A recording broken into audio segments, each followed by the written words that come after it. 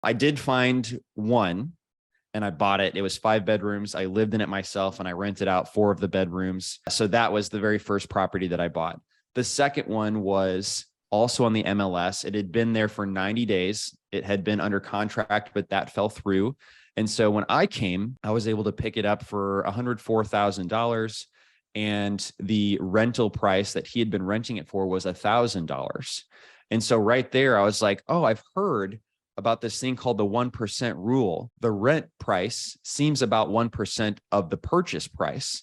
And so that's a quick rule that you can use to figure out if this is going to be potentially a good cash flowing rental property. And then sure enough, I plugged it in a rentometer. And so you could see there that it would really cash flow nicely.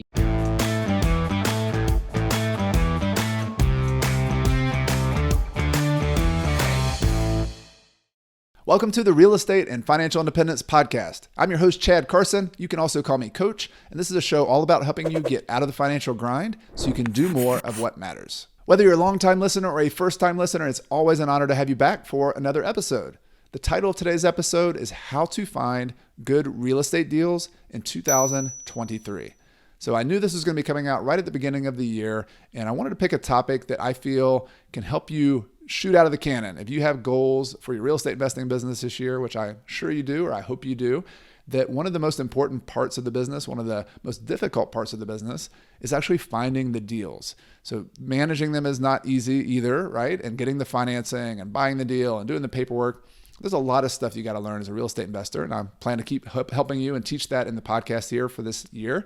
But the beginning of all that is you got to get the deal in the first place. And this is something that in the very beginning of my real estate investing career 20 years ago, somebody told me, Chad, you should focus on finding deals and getting really good at that. If you do that, everything else is going to take care of itself. That was such good advice. And I'm giving you the same advice here, that if you're someone who wants to take the real estate investing business more seriously, maybe you're in it already, but you want to buy more properties, if you want to buy better deals, this topic we're going to talk about today is the most important thing that is going to unlock a lot of the other parts of the business. And I brought on someone to help me with that, someone who's an expert in this topic. His name is David Lecko. He is the CEO and founder of DealMachine. DealMachine is an app that I recommend, one of the few tools outside of my own kind of educational tools that I recommend to people. It's a deal finding app. It helps you find properties, market to them, look at comps, all sorts of things, which you'll hear about kind of in passing during the episode. But David's an expert on this because he's also a real estate investor. He owns 9 rental properties, and he built an app, it's about 6 years ago, to solve some problems that he had finding deals. And that's what's grown into DealMachine app. And today he has the benefit of looking behind the scenes with over 70,000 people who use the app and who've bought tens of thousands of deals.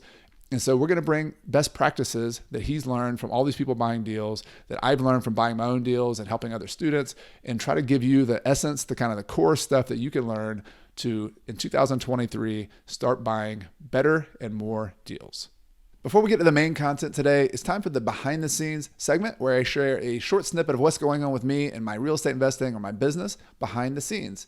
And today I want to talk about something that's both a focus for me at this time of year, but also a lesson perhaps for you as well. And it's very practical. It's very simple. For those of you who've already started a business, whether it's any kind of business, but particularly we're talking about real estate investing businesses, January is a time of the year to tidy up the books, to tidy up the administration, the bookkeeping kind of things from last year. And so this has always been a focus for me. I don't always do it perfectly, but before the end of the year, there's some requirements that if you have contractors you've paid in the last year, that you have to send what's called a 1099. So you've got to send tax forms to them if you paid them over a certain amount. I believe that's over $600 per year. So this is the time of year to go back and see, who did you pay last year in your rental business or other business you have? How much did you pay them? And if you paid them over $600, sending them a 1099. That's one of those kind of tidy up type things. But there's also the tidying up of whatever bookkeeping system you use, whether it's just a spreadsheet on some Excel, which I do for a rental property my wife and I own and manage on our own. I have an Excel spreadsheet for that one rental property. And then we use QuickBooks, which is a bookkeeping system for the rest of our rental properties. This is the time of year to kind of tidy that up as well. And I've fallen into the trap in years past of waiting until later in the year. And we usually file an extension on our taxes because real estate taxes sometimes, particularly when you have more properties, tend to get a little complicated and just take some time to get them organized. But what you can do is go back through the last year and do what's called a reconciliation, where you look at all your bank statements for your checking accounts, make sure that every transaction in your bank statements is also in your bookkeeping system, whether that's your spreadsheet or your QuickBooks, and just making sure all the information's in there. And then the next step from there is actually tagging that information, putting a description on it. In QuickBooks, for example, you can put a tag for the class of that property to name which property it is. If you have 3 properties, you might have 123 Main Street as one, and then the other address is for another, so that you can know which transactions went to which property. And this all helps. All this tidying up, it's kind of like cleaning the dishes or cleaning up your kitchen. It's some work. It's sometimes some tedious work, but the end result of that is you can do reports. You can analyze it. You can have conversations with your CPA, with your business partner, with someone else about your business and the numbers of your business. This is the time of the year to do it. If you wait too long, you're going to forget about what happened. What was that transaction? When did that happen? Who was it to? And so January, this is the time to do it. It's the new year. Tidy up those books, get that stuff done so that you can then turn your attention to 2023 and the next year, which is what we're talking about in today's episode. How do you find more deals in 2023? That's the topic we're going to talk about, but I hope you appreciate it and can relate to this behind the scenes segment as well. That's what my business partner and I will be working on in our real estate investing business. Now let's get to the interview where we talk about deal finding in 2023 with David Lecko. Hey, David, welcome back to the podcast. Thank you so much. I'm glad to be here. Yeah, great to have you back on the podcast again. And today I would love to go into a topic that this is going to be coming out at the beginning of the year. And 2023 is exciting. There's some things going on in the real estate market, some shifts, some changes. And I'd love to use your expertise, David, as a CEO, the founder of DealMachine, as a company that has a ton of access to behind the scenes of how people are actually doing deals. I want to share with people who are listening to this and watching this how they can find more deals in 2023, whether that's just getting 1 or 2 deals, whether that's accelerating, trying to buy a bunch of deals in this year. So just thank you for being on and being willing to share some of what you've learned and what your customers are doing at DealMachine. Of course. Well, it's a great time to talk about it as we've got 2 weeks left until it's 2023. Yep, exactly. Yeah, we're recording this right before Christmas. And I would love to just give some people, if they haven't heard of you or watched the other interview, which I'll put a link to in the show notes, but tell people a little bit about just what DealMachine, kind of the scope of DealMachine. I think it's always impressive to understand like how many customers you have, what the app does, and then we can dive into some of the specifics that we learned from all that. Yeah, absolutely. So DealMachine is a mobile app for your smartphone that gives you access to the ability to analyze deals with the MLS comps tool.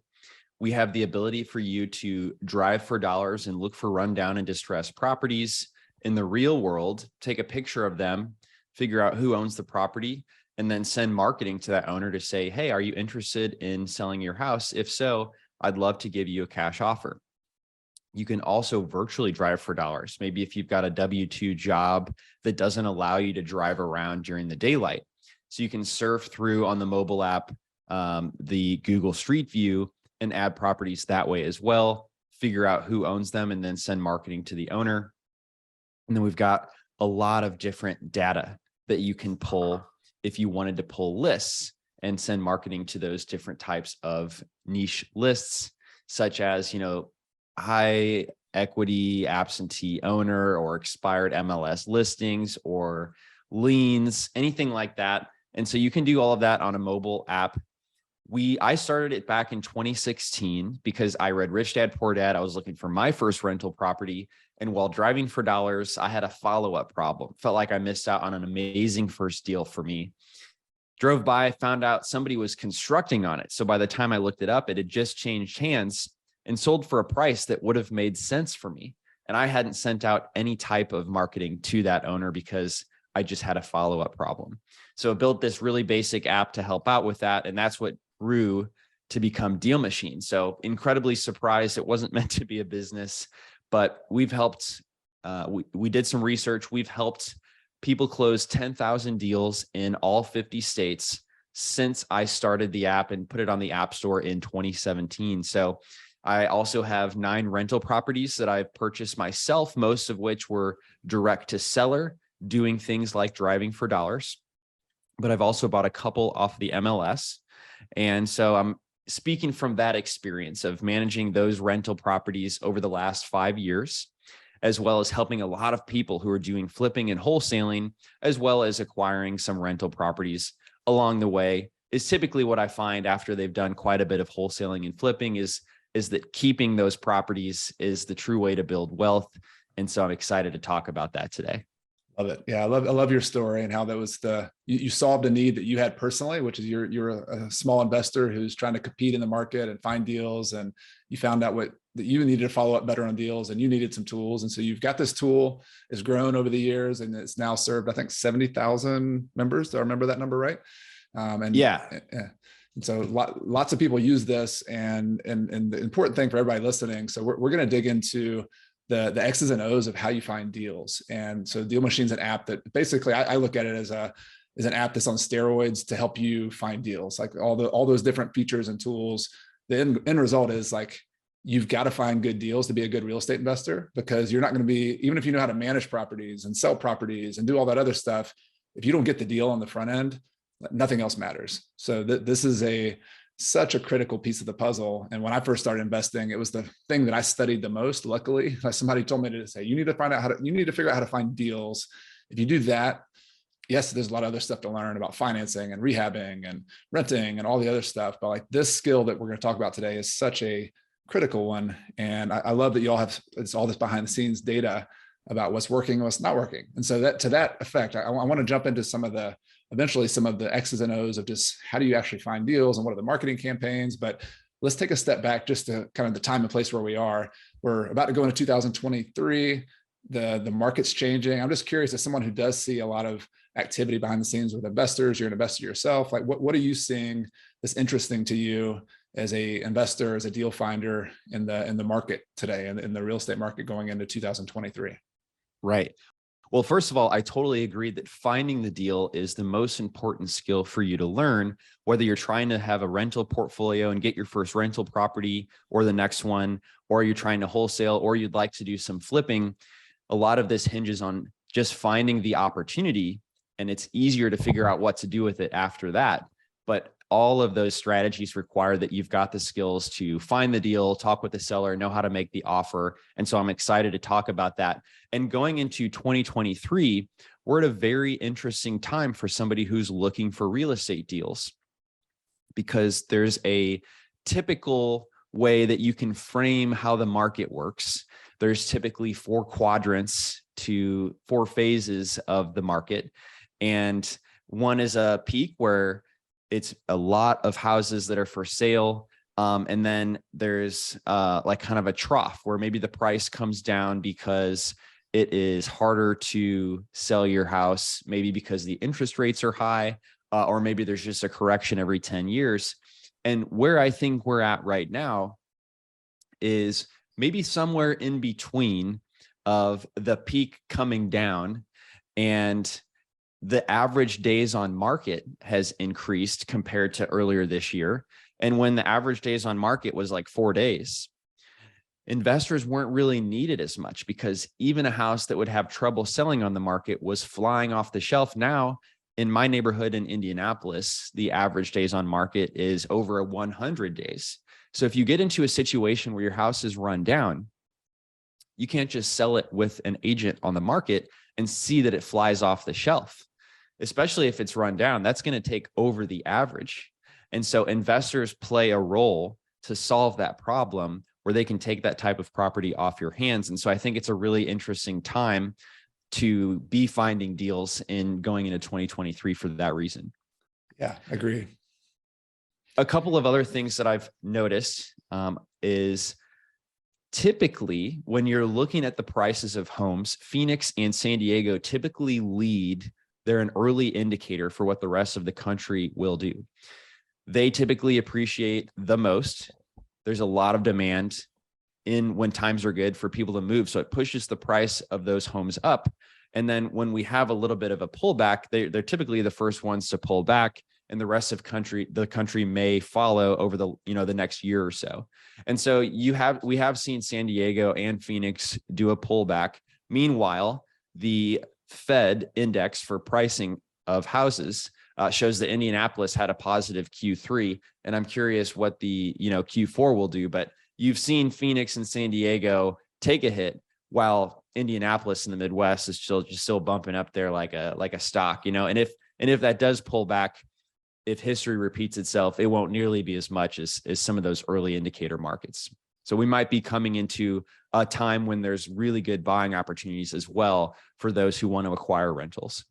Yeah. So, and where I invest in South Carolina, I think is a similar, every market has their differences, but more like an Indiana market as well, where I remember 2000, the 2007, 8, 9 crisis, like some of the San Diego, Las Vegas, Arizona markets, like they felt it quickly, like the markets, and people were talking about 2008, the market's dropping there, and it was happening. And in the local newspapers, or in the local prices, it wasn't happening yet. Like you could see it, but then it was like an echo effect a year or two later. So I think that's interesting to think about, like, depending on where you are, who knows exactly what's going to happen, but there's no doubt when interest rates have done what they've done, when the market sentiments have changed, any kind of shift is an opportunity for investor. Even if you don't know exactly how much it's going to go down or what's going to happen, like changing markets are such a great time as an investor to be ready, which is what we're talking about today. Like how do you prepare yourself and how do you get ready for whatever the next step might bring? So that sort of leads me to a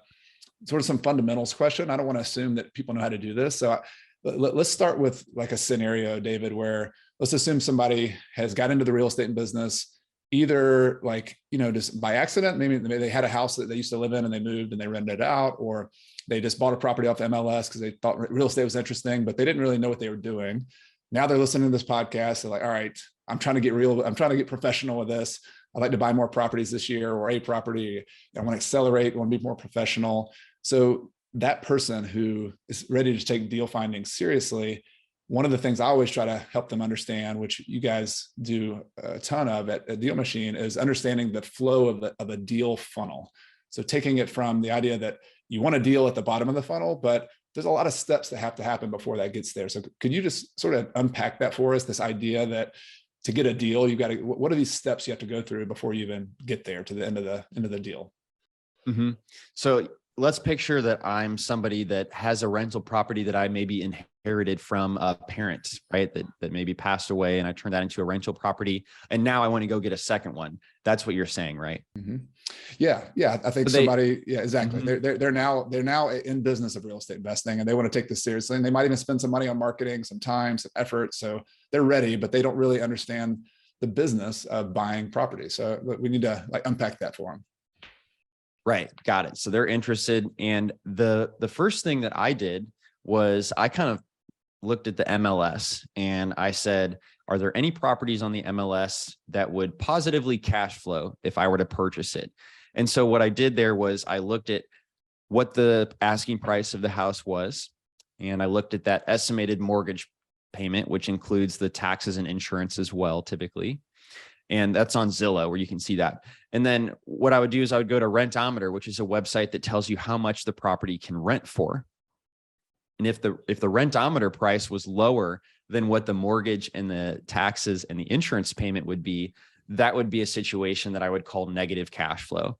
And for me, that doesn't work. I don't want to lose money on a rental property. I want to make sure that it is cash flowing. That is the primary reason why I purchase it. And when I looked at the MLS starting out, I didn't find very many houses that would meet that criteria. I did find one, and I bought it. It was 5 bedrooms. I lived in it myself, and I rented out 4 of the bedrooms. And so that was the very first property that I bought. The second one was also on the MLS. It had been there for 90 days. It had been under contract, but that fell through.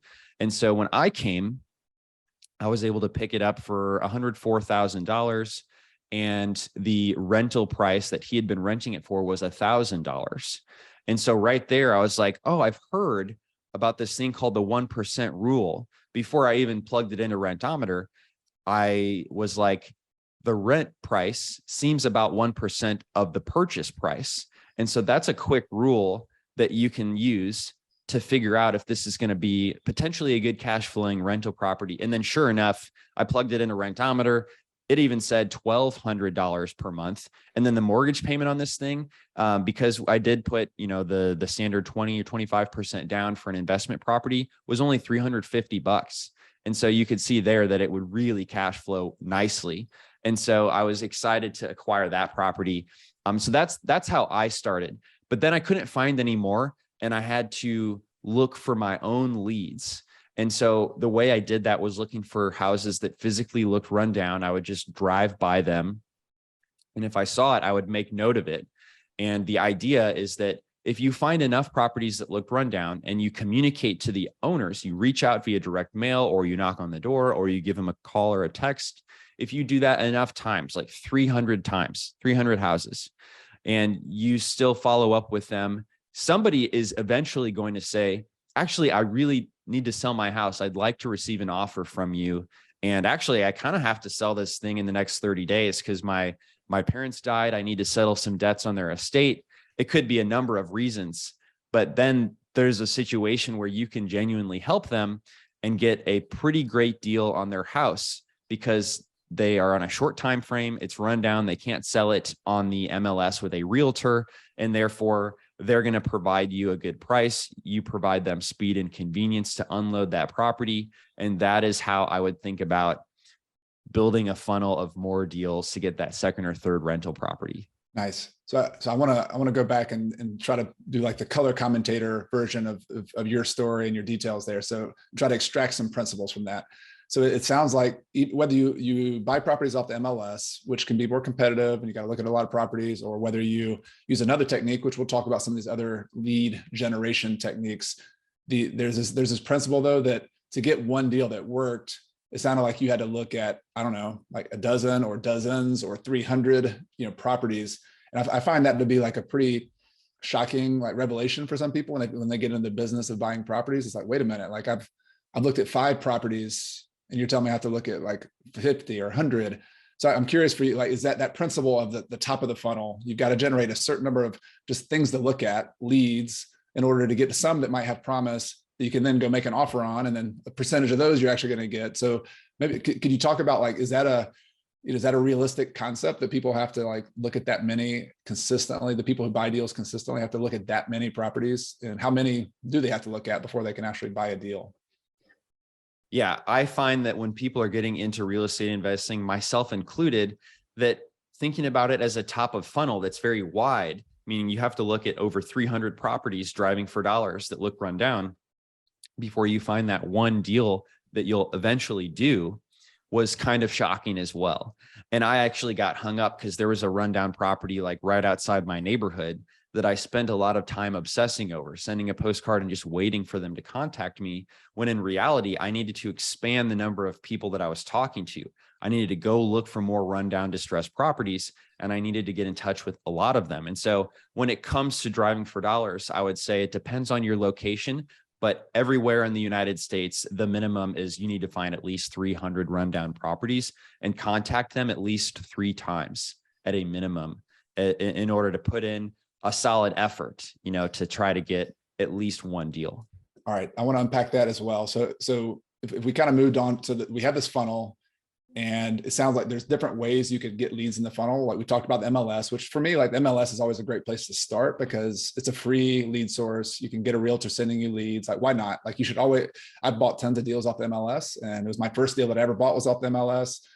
So it's a great source, but you also have to treat that like a funnel. You have to look at a lot. You have to have your realtor sending you leads every single day, and you're going to look at dozens and dozens and dozens, maybe hundreds of properties before you find one that you even want to go look at, and then you go look at it. So that's a funnel in of itself. But we've got this like other idea that you mentioned in the beginning of your story, is that if you really want to get serious about buying properties, eventually you got to go off market. Like, you can't just depend on finding properties on the MLS. If you do, you're going to be sporadic. You're not going to consistently find deals. And so you've mentioned one particular lead source, which I'm very fond of, and which I know DealMachine kind of cut its teeth on as well, which is called driving for dollars. So for those who've never heard of that, let's just give like the 60-second version of explaining what that is, and then we could talk about maybe how that process works as well. Yeah, so driving for dollars is a term that's been around for decades. That means you're going around, getting familiar with your neighborhood via walking or probably driving your car, looking for houses that physically look run down. There's probably 20 things I could name that you could be looking for when you're looking for a house that's run down. And some of them are more obvious than others, but the obvious ones are a stuffed full mailbox, really tall grass, peeling paint, the roof has a tarp on it, the window is broken. Maybe the unobvious ones are like, hey, it snowed and there's no tire tracks, or it's trash day and they did not put their trash can out. Or maybe there is a old handicap ramp going up to their house that looks beat up. Or maybe there's a window AC unit. That kind of tells you that the house hasn't been updated. And then a fifth one that I'll go ahead and throw out there is, let's see, I said 10 and I'm one short. Maybe that the shrubs are just like not kept up. Maybe they haven't been trimmed and the rest of the neighborhood has these really nice looking yards. It may be something that you can't even place right away what exactly it is about that house that looks a little bit less desirable than the rest of the properties. But those are some things that I would look for when you're driving for dollars. And once you find those types of properties, write down the address, go look up who owns the property, which is a free resource that every county, there's 3,000 counties in the United States. All of them, most of them have online portals where you can go look up the property owner. And then you could see if the property owner lives there or lives somewhere else. And then you would want to get in touch with them. If it's direct mail, you would probably send it to where the actual owner lives rather than the house, because the tenant or the resident wouldn't be able to sell you their house. The owner would.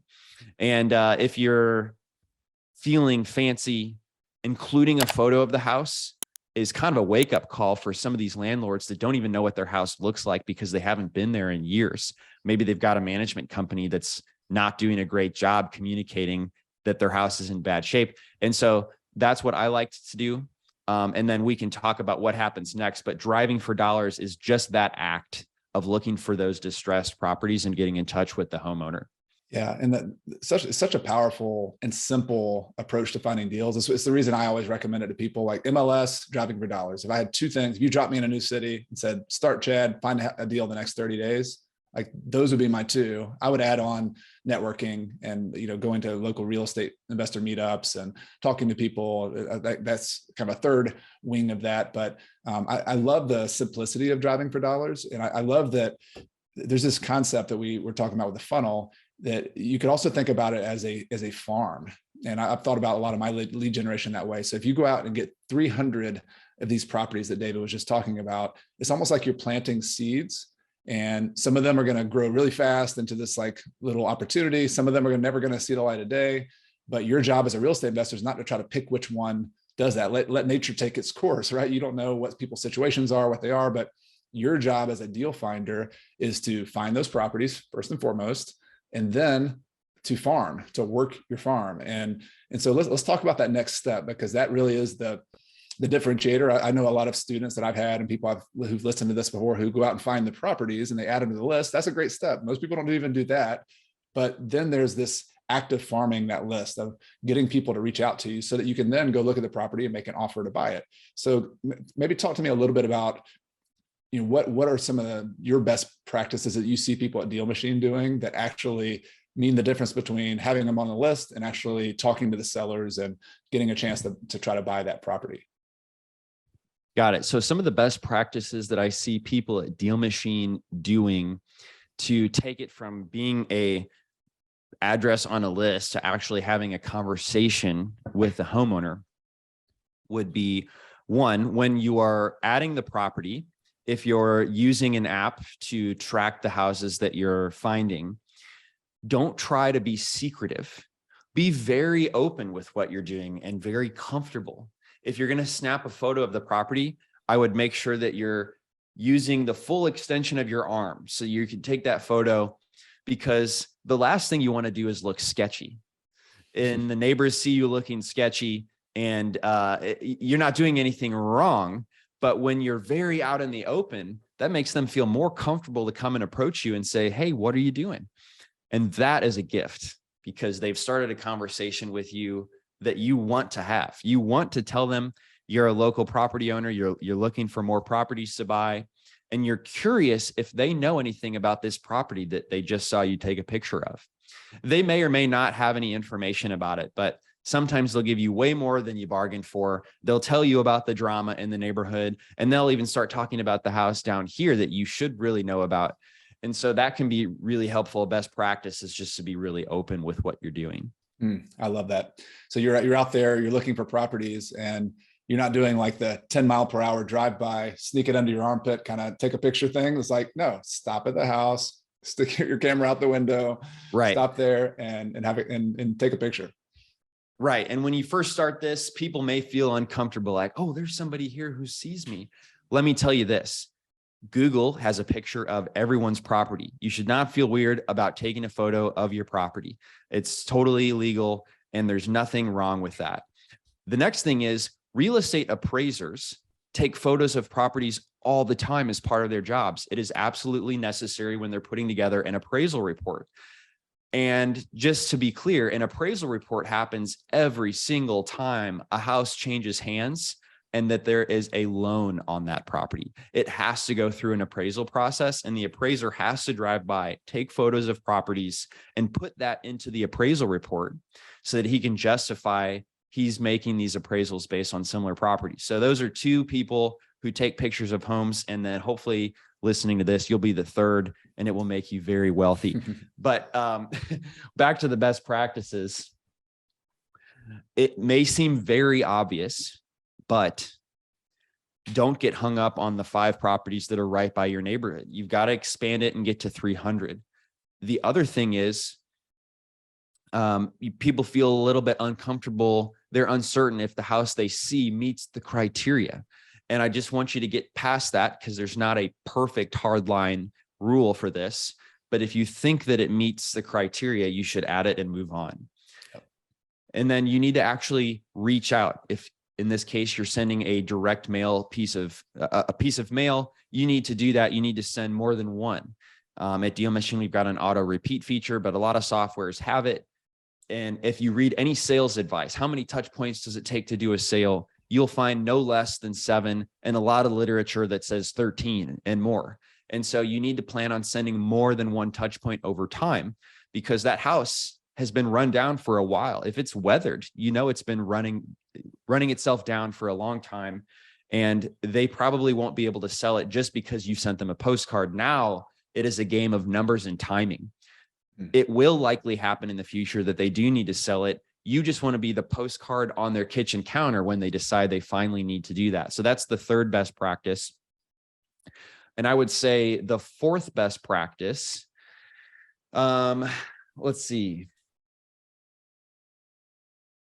The fourth best practice is to be aware. There are some neighborhoods in these Midwest cities, especially Indianapolis included, where if the house was in perfect condition, it would still only be worth $40,000. I mean, these neighborhoods, every house is run down. So I wouldn't drive for dollars in a neighborhood where every house is run down, because an investor or yourself probably wouldn't have room to make more money, because the renovation to make that house look perfect would probably cost more than $40,000. And so you could tell what the neighborhood's worth real quick just by pulling up Zillow, looking at this estimate. We all know that's not perfect, but it does tell you something. And so I would just beware of doing that. And I would say the fifth one is, in these Midwest cities, especially, one indicator I use to make sure you're not in those neighborhoods that you can't make money in is if you're adding like 70 properties an hour, like, that's just too much. You might as well just blanket the whole neighborhood if you want to reach out to them. But if you're only adding like 3 properties per hour, that's also probably not enough. And so I always have my drivers do about 12 properties per hour is a rough estimate to tell me, oh, they're in the right types of neighborhoods. Love it, man. There's so many just gold nuggets you just dropped there, David. I'm gonna repeat some of these just so people can let this sink in. And I'll start with the last one. So I think I took it for granted a little bit that sort of the prior step here is assuming you have a farm market chosen to go look at. And so I really like that you mentioned the types of neighborhoods that whenever I explain neighborhoods, I always use the old kind of A, B, C, D rating system. It's this informal system that, you're not going to find this in an appraisal report or something saying, oh, that's a D neighborhood, or that's a C neighborhood, or an A neighborhood. But every town has this, whether you're in San Diego, whether you're in Indianapolis, Clemson, South Carolina. The A neighborhoods are the ones that are the most expensive prices. They're the most desirable locations. The rents will be the highest in those locations. The D neighborhoods have the lowest rents and the lowest prices. And there's all sorts of reasons and kind of causes behind that, but every single city has that. So if you can start figuring out, like the D neighborhood might be the one you're talking about, that's the way I would define it. There's some towns that just have more older housing stock, and especially in the Midwest and the South, there might even be some that, the properties are selling for 40, 50 grand, that's just really low prices. As you go up from that, though, you're going to have a C neighborhood, which I kind of define as like, there's usually 50-50 renters, buyers in those neighborhoods. It's more blue collar. That's where most people who work jobs in your town live. Like that, just everybody who has your police officer, your teacher, your, janitor, your people who have normal jobs live in blue collar neighborhoods, maybe a little bit higher, kind of in the B- neighborhoods. But that's a good indicator. C neighborhoods are great shopping for driving for dollars, because you're going to often have some transitions there. You're going to have some people own their house, some people are renting, but tons and tons of opportunities for rentals, for flips, for wholesales and C neighborhoods. And then you get to B and A neighborhoods, which I love your feedback on this too. It can still be good opportunities, but like an A neighborhood is going to be the highest price. It's going to be hard to make any rentals work in an A neighborhood typically, although I own a couple multi-unit properties in some A neighborhoods that are some of my best deals, but every once in a while you'll find it. But as you move up that ladder, I have found that there's fewer, you're more in like the 3 to 5 property per hour kind of range when you're out driving for dollars, just because there's more people spending money on their houses. I've even had neighborhoods like that where the neighbor cuts the grass of the vacant house because they don't want it to look, they're embarrassed because the house has the grass growing up. So it's just, sometimes it's a little more difficult to pick them out, but that doesn't mean it's not fruitful to maybe, if that's what you want to buy, you just need to choose ahead of time. Like, what are you shopping for? Are you shopping for B neighborhood, single family houses? Are you shopping for multi-unit properties? What are you looking for? And you start with that. And then you can use a Google map, or I would recommend using something like DealMachine, which makes it 10 times easier to do all of this, where you pick your neighborhood, you draw a line around it. It kind of guides you where you want to drive. You can keep track of it. But do you have any thoughts on like the AB neighborhoods versus C? Have you found any kind of other stats or kind of best practices related to that? Yeah, I think when you're in an A neighborhood, which is the most desirable location and the houses are for sale for the highest price, you're going to be noticing different things. Like, let's say that the side of the house has some biological growth on it. It could be mold, it could be something else. And if the rest of the neighborhood is spotless, that would be a house I would add to my DealMachine, or my driving for dollars list rather, just because it looks less than the rest of the neighborhood. And so you'll notice these smaller details when you're in those A-class neighborhoods, but there is distress situations there too. The house may not totally be trash, but it may be noticeably less than the rest of the neighborhood because there's something going on there in their situation where they do need to get rid of it eventually. Yeah, good tip. So if I had to unpack the kind of gold tips you gave there, just the act of picking your neighborhood and doing it and driving and looking for things, like step one, get those 300 properties on the list. Like if you took away nothing but that today, like that would be a really big takeaway for everybody. But number two, which I think is the more difficult thing, where when I'm coaching people, this is where the kind of the train falls off the tracks, so to speak, is actually following up. So when I say farming a neighborhood, this is you are a long-term farmer. You are planting these seeds, and maybe I followed up on properties for decades now. I've been in the business 20 years, and I'm still getting responses from people that I sent letters to or reached out to 10 years ago on a property. And so this is a patience game, where if you're brand new to building this 300 property list and you get impatient, you've got to get this time. If you're planting a seed and watering it, you wouldn't expect the plant to come up in the next day or two. You might get a few little fast growers, right? But if you are patient, this is a way to find deals that no one else will know about. If you're consistently sending letters like David recommended, so not just one letter, sending maybe 3 letters at a minimum up front, And then what I used to do, and I'm kind of go up and down with how much marketing I do. Right now I'm in Spain and not marketing at all. But I would do even like kind of at a minimum, just a maintenance follow up with my list. So I have this list that for me, it used to grow to like a 500, 600,000 kind of properties on this kind of target list that I was farming. And I would send Christmas time, letters. I would send, tax time letters or postcards, and just follow up. Because the reality, you mentioned this in passing, David, but I just want to emphasize it for everybody, is that you don't know when someone is going to be ready to sell. Like, you have no control over that. All you can control is being in front of them, having your postcard, having your letter be there at the time that they're ready. Mm-hmm. And so that's such a key point. But part of that is being organized and having a system to be able to do that. So maybe that'd be a good next thing to talk about. Like, if your goal is to farm this list, if your goal is to follow up, I've noticed people just falling off the tracks because they're kind of just trying to wing it. They, have their little list in a notebook. Like, maybe you could talk about some of what the best practice of actually like sending letters and following up and staying organized. How do you actually do that if you want to take this recommendation to heart? Yeah. Well, I liked how you said it there, that the train falls off the tracks because when people are reaching out, they think that it's kind of like a one-off thing, and then they're not following up. And so whenever I'm thinking about a follow-up system, I think that the simplest form of that will end up working, especially whenever you're just looking for those first few deals. Is the more complicated it becomes, the more time you spend setting up a system that actually is more complicated than you need. And it's fun to set up systems and design these postcards and whatnot. I will say that in the system we've created at DealMachine, you can start sending a piece of mail and it will auto repeat every 21 days. And it will do that for a minimum of 6 times at the default setting, which is certainly probably not even enough.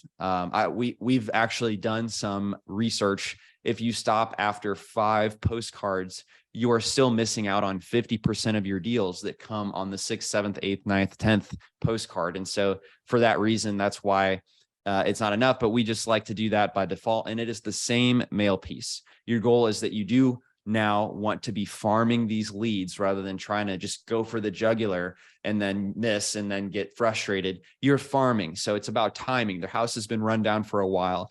And on that day where something happens where they do need to sell that house, they will need to sell it fairly quickly. And you do want to be the postcard that's on their kitchen counter. And they're going to respond and probably call all the postcards that are on their counter. So you want to be answering your phone. You want to be a system I love for answering your phone. We talked about the marketing phone numbers, but if you're at the gym, you might miss it. I really love answering services like Call Porter, that they will answer it 24/7 and then send you the information after they talk with the seller to let you handle the lead from there. So that's a great system. And they have like a $49 a month plan. It doesn't, and that's perfect for somebody who's, just starting out or doing a low volume of leads. I think it provides a lot of value just because of how important that is. When I'm looking for a solution, I call 6 trainers, or I Instagram message 6 trainers at the gym that I just joined, and I do the business with the person who responded first. And so I think people, when they're in these situations, they go through their postcards and make calls to investors in the same way. So just a simple repeat and doing it enough times is really important. There's a lot of softwares out there that you could use to do that, but I think having it done for you so you don't have to remember is really important. It's a game changer. I'll just tell a quick story. When I first started driving for dollars, and I did this successfully for years, and I had hundreds and thousands of leads that I generated. I was doing it all with a spreadsheet and a notebook, and I was tracking it. And I'm just pretty disciplined and pretty organized, and I made it work, and I was motivated. But giving a plug for DealMachine, like, just imagine this process. You go out, you drive around for two hours, you get 10, 20 properties on your list. You press a button on an app on your phone, the same phone that you took a picture of the property with. You press a button, it automatically, as you're driving home, it sends letters to the people that you've just found while you're driving home. And compare that to when I did that. I would drive home, I would have this list on a piece of notebook paper. I would then go to my computer at home And I would look up the addresses of those people on the free, the tax assessor, and I would put them in a spreadsheet. I would enter that information. That'd take another hour or so, hour or two. And then I would have to go get the envelope. I would print out the envelopes or do whatever the letters I was going to do, or I was going to handwrite them sometimes. And, it was a many, many hours process to get from driving for dollars to a letter out the door. And it worked. Like I bought lots and lots of properties over the years. I still love it. But if you compare that to, if time is your biggest impediment, which I have a feeling it is, having talked to a lot of you and seeing that most of you say that time is the reason you're not successful as a real estate investor. You don't have time, you're working a job, you got kids, you got, obligations, you got things going on. This is the difference between you falling off the tracks and not falling off the tracks, is you having some kind of system where you press a button, you've preset the postcards it's going to get sent to. And as you're driving home, they're already getting sent out. And then the next day, those postcards are in the mail. And 2 days later, you're maybe getting calls on 2 or 3 of those properties from someone that you press a button on your app. Like that, that is it still blows my mind. That's such a cool way to follow up and be able to do it. And it's really the difference between what we're talking about here, you being able to be kind of pretend that you're doing it and that you actually do it. And sometimes it just takes you investing in a system and doing it and paying for it to make it work. I think that's I've seen it. I've seen that's how it works.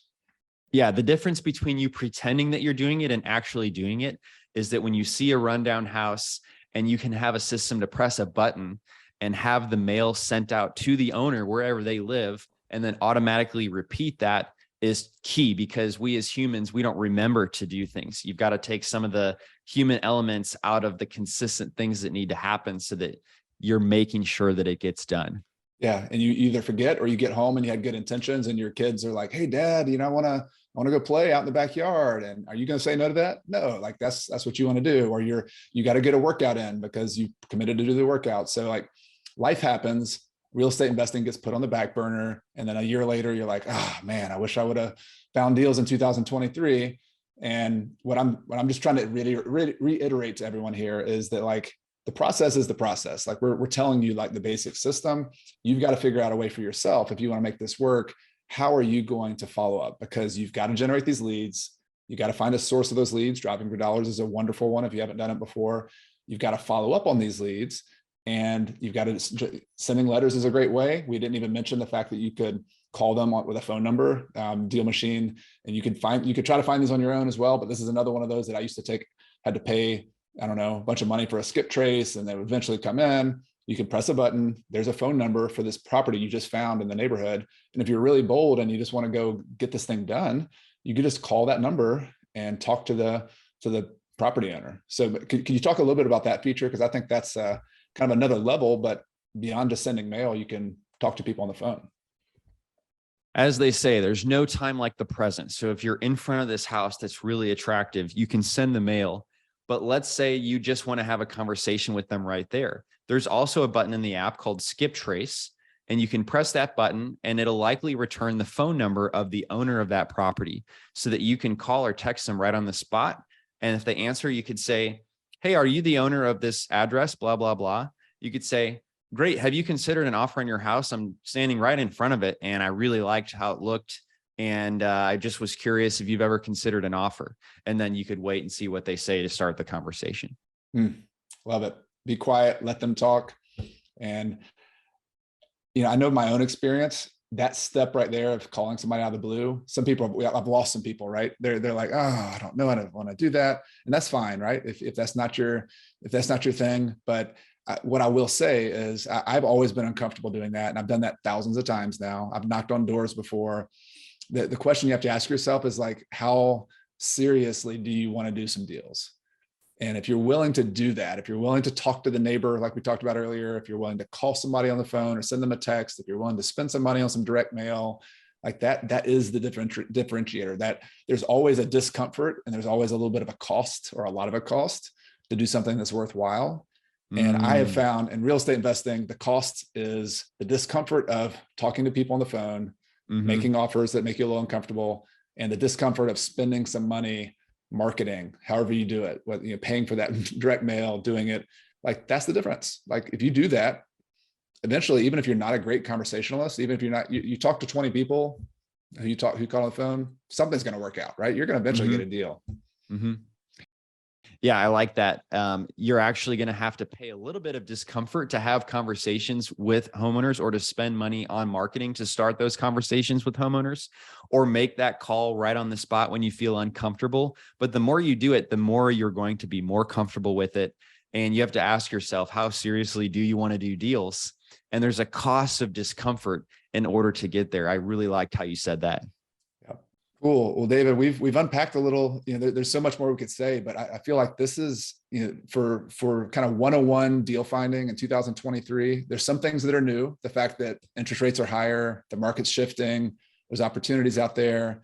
There's going to be differences in every market. If you're in San Diego versus Indianapolis versus South Carolina, of course, there's differences, right?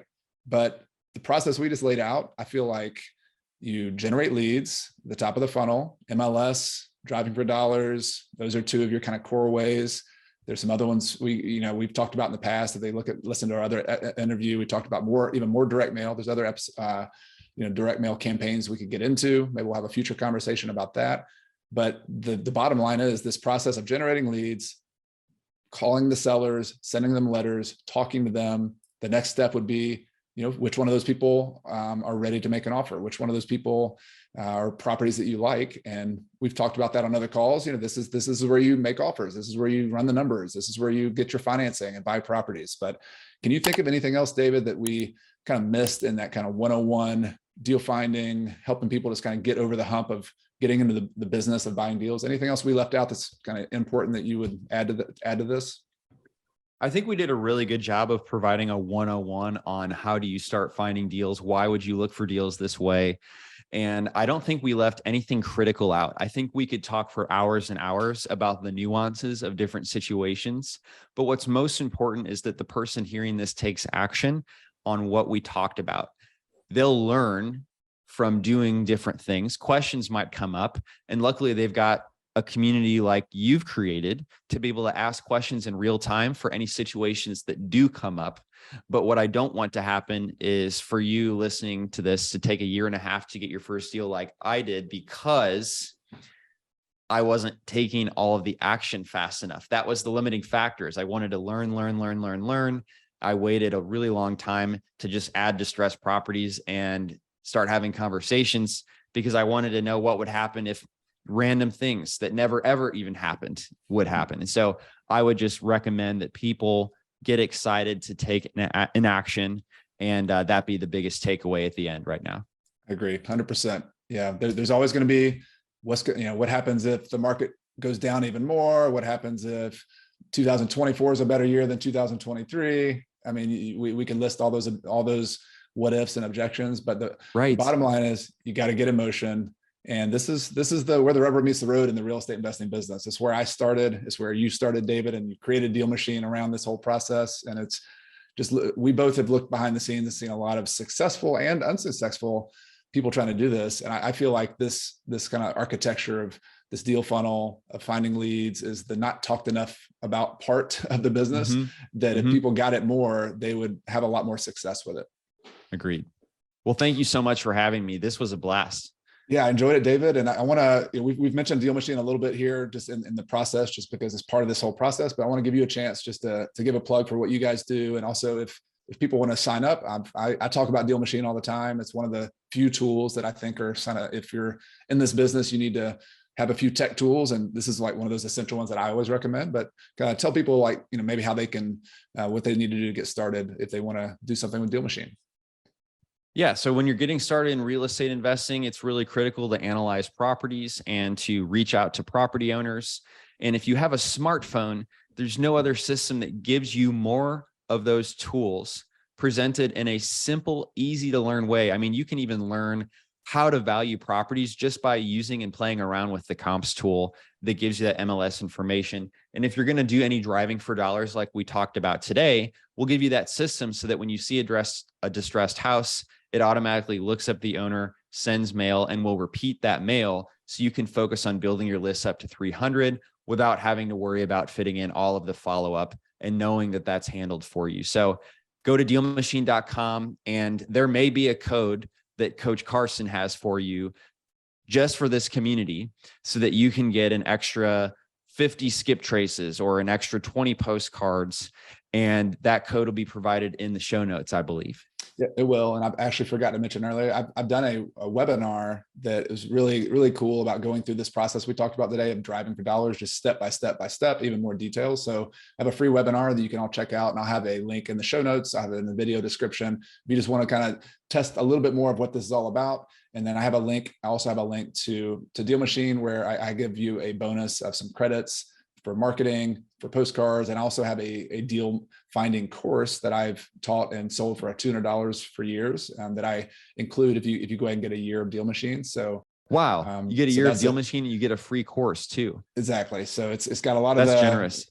A lot of the day-to-day stuff and the details and all the direct mail campaigns. So I will put links to all that in the video description, the show notes. And I hope this has been helpful for everybody listening. I wanted to put this at the beginning of the year, 2023, because this is a transition time. This is something when you're setting goals, you're saying, what do I want to do in 2023? I know buying a rental property or two or more is on a lot of your list. And so I wanted to get this in front of you early in the year so you can start getting going. Let me know in the comments how this lands for you. If you have any additional questions for me or for David, if you have any suggestions for future content, other things we could do related to deal finding. This is a topic I want to come back to a lot. So let me know. I'd love to hear from you either with comments, or you can send an email to podcast@coachcarson.com. Would love to hear from you there as well. David, really appreciate your time. Thanks again for being here, and look forward to seeing you again next time. Thanks, Coach. See you next time. All right. Take care. I hope you enjoyed that interview and that topic with David Lecko. This is a topic I feel like I could talk about all day. It's such an important topic. It's something that excites me, that has been such a productive part of my own real estate investing business, such an important part. And I really hope it's helpful to you, and that 2023 is the year where you up your game with finding deals. As I said earlier, I would love to hear from you. Send me an email to podcast@coachcarson.com, or leave a comment in the YouTube comments. Let me know what you thought about the episode. Let me know if there's other topics you'd like me to cover in the future. And I look forward to bringing you more episodes in 2023. We're going to have a couple of gaps here in January with some episodes that are missing as I'm finishing up writing the book for this year. But I promise we're going to get it back into a regular schedule, and can't wait to bring you some more episodes and YouTube videos the rest of this year. If you like the show, I'd like to invite you to subscribe to my free email newsletter at coachcarson.com/REI Toolkit. In addition to weekly updates, articles, and behind-the-scenes tips from me, my email newsletter subscribers get my real estate investing toolkit, which includes a property closing checklist that I actually use when I buy properties, a real estate deal worksheet, a tenant screening criteria checklist, and other spreadsheets and goodies that will help you on your journey to financial independence using real estate. You can get it all for free at coachcarson.com/REI Toolkit. I also want to take this time to thank some people behind the scenes who make this podcast possible each and every week. This includes my podcast editor extraordinaire, Michael Wynn, my amazing virtual assistant, Megan Thompson, my wife, Carrie, who helps me behind the scenes and is my partner here at Coach Carson. And of course, thank you to all of you, the listeners of this show, who make everything possible. This show exists for you. It exists because of you. And I really appreciate you being here for another episode. Everything I've shared with you in this episode has been for general education purposes. I have not considered your specific situation or risks. Before buying your own investments, be sure to consult a financial, real estate, and/or a legal professional. Until next time, I'm Chad Carson. You can also call me Coach, and this is a show all about helping you get out of the financial grind so you can do more of what matters. See you next time.